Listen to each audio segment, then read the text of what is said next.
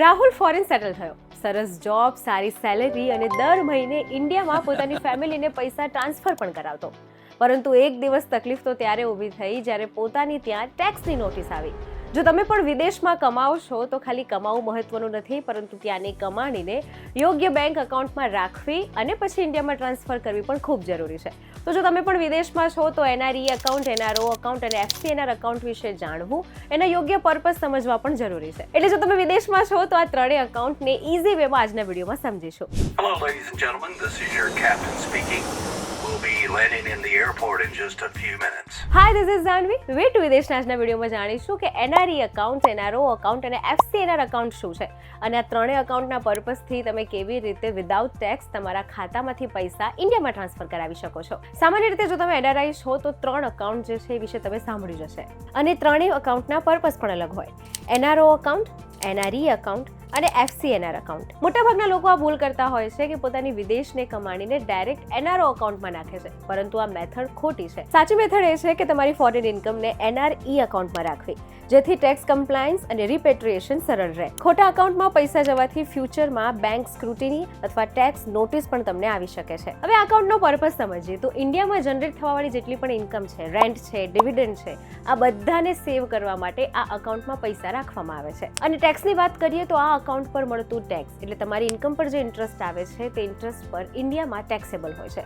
ત્યાંના tax slab rule પ્રમાણે તમારી ઇન્કમ પર ટેક્સ લાગી શકે છે. હવે વાત કરીએ એનઆરઈ એકાઉન્ટની તો નોન રેસિડેન્ટ એક્સટર્નલ એકાઉન્ટ. આ એકાઉન્ટમાં ઇન્કમ જે છે તે આઈએનઆરમાં કન્વર્ટ થઈને રહે છે. એટલે આ એકાઉન્ટમાં ફોરેન ઇન્કમને ઇન્ડિયામાં મેનેજ કરવા માટે જેમાં તમારા પૈસા આઈએનઆરમાં કન્વર્ટ થઈને મૂકવામાં આવે છે. અને સૌથી મહત્વની વાત એ છે કે આમાં મૂકેલા પૈસા ફ્રીલી રિપેટ્રિએબલ હોય છે. એટલે તમે વગર લિમિટ આ પૈસા પાછા વિદેશ મોકલી શકો છો અને આ એકાઉન્ટ પર મળતું ઇન્ટરેસ્ટ પણ ઇન્ડિયામાં ટેક્સ ફ્રી હોય છે. અહીંયા બીજી મહત્વની વાત સમજવી જરૂરી છે કે પૈસા ટ્રાન્સફર કરવા માટે ખાલી એકાઉન્ટ જ જોવું જરૂરી નથી, પરંતુ જે તે એકાઉન્ટના પર્પઝ સમજવા પણ જરૂરી છે. કારણ કે ત્રણ એકાઉન્ટના પર્પઝ અલગ છે. એનઆરઓ એકાઉન્ટ મોસ્ટલી ઇન્ડિયામાં કમાયેલી ઇન્કમ માટે છે, જ્યારે એનઆરઈ એકાઉન્ટ ફોરેન ઇન્કમ માટે છે.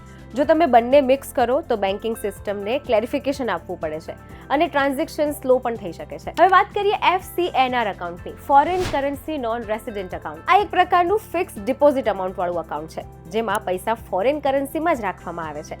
અને આનો ફાયદો એ છે કે તમને એક્સચેન્જ રેટ ફ્લક્ચ્યુએશનનું રિસ્ક નથી રહેતું અને તમારી ફોરેન ઇન્કમને ઇન્ડિયામાં ગ્રો કરી શકો છો. એફસીએનઆર એકાઉન્ટ ખાસ એવા લોકો માટે યુઝફુલ છે કે જેમને એક્સચેન્જ રેટ રિસ્ક અવોઇડ કરવો હોય, કારણ કે આ એકાઉન્ટમાં પૈસા ફોરેન કરન્સીમાં જ રહે છે. એટલે કે ડોલર, પાઉન્ડ વેલ્યુ ઘટે પણ તમારા પૈસા પ્રોટેક્ટેડ રહે છે. એટલે આ એકાઉન્ટ જો તમારે લોંગ ટર્મ પ્લાનિંગ કરવું હોય, સેવિંગ કરવું હોય તો એ માટે આ એકાઉન્ટ બેસ્ટ ઓપ્શન માનવામાં આવે છે. હવે આ ત્રણેય એકાઉન્ટના મેઇન કોર રૂલ કયા છે જે સમજવા જરૂરી છે તો એ પણ જાણી લઈએ. એનઆરઈ અને એફસીએનઆર એકાઉન્ટ્સમાં ફ્રીલી પૈસા તમે બહાર મોકલી શકો છો, પણ એનઆરઓમાં લિમિટ સમજવી જરૂરી છે, જે છે $1 million પર ફાઇનાન્શિયલ યર, જેના માટે પ્રોપર ડોક્યુમેન્ટ્સ અને વેરિફિકેશન જરૂરી છે. અને જો ટેક્સની વાત કરીએ તો એનઆરઓ એકાઉન્ટ પર મળતો ઇન્ટરેસ્ટ ટેક્સેબલ હોય છે, કારણ કે ઇન્કમ ઇન્ડિયામાં જનરેટ થાય છે, જ્યારે એનઆરઈ અને એફસીએનઆર એકાઉન્ટ પર ઇન્ટરેસ્ટ ટેક્સ ફ્રી હોય છે. આ ડિફરન્સ સમજવો જરૂરી છે જેથી તમે તમારા રિટર્ન અને વિથડ્રોઅલને સમજી શકો. હવે વાત ખાલી એકાઉન્ટની, પર્પઝની ને પૈસા ટ્રાન્સફરની નથી, પરંતુ તમારું જે પણ એકાઉન્ટ છે તે એકાઉન્ટના પ્રોપર ડોક્યુમેન્ટ વેરીફાઈડ હોવા, બેંક પાસે અપડેટેડ ડોક્યુમેન્ટ્સ હોવા પણ એટલા જ જરૂરી છે.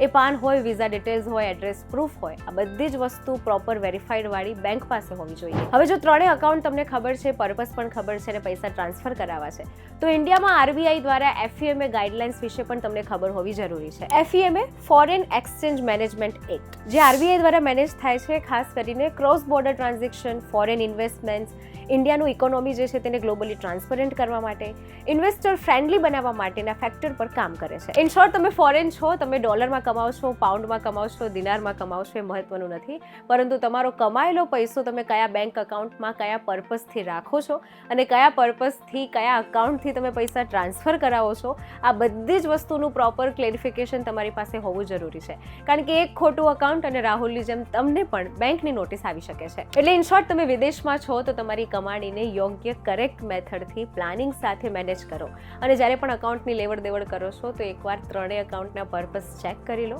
ઉતાવળમાં ખોટા એકાઉન્ટથી પૈસા ટ્રાન્સફર થઈ જશે અથવા તમે લઈ લેશો તો ખોટું ટેક્સ કમ્પ્લાયન્સ તમારે ભરવું પડશે. તો આ હતી વાત, તમે વિદેશમાં છો, કમાઓ છો તો કયું એકાઉન્ટ બેસ્ટ છે ટ્રાન્સફર માટે, કયા એકાઉન્ટના કયા પર્પઝ છે. તો જેટલા પણ એનઆરઆઈ છે એમને આ વિડીયો મોકલી દેજો અને આવા આવા જ ઇન્ફોર્મેટિવ વિડીયોઝ માટે જોડાયેલા રહેજો વીટીવી ડિજિટલ સાથે.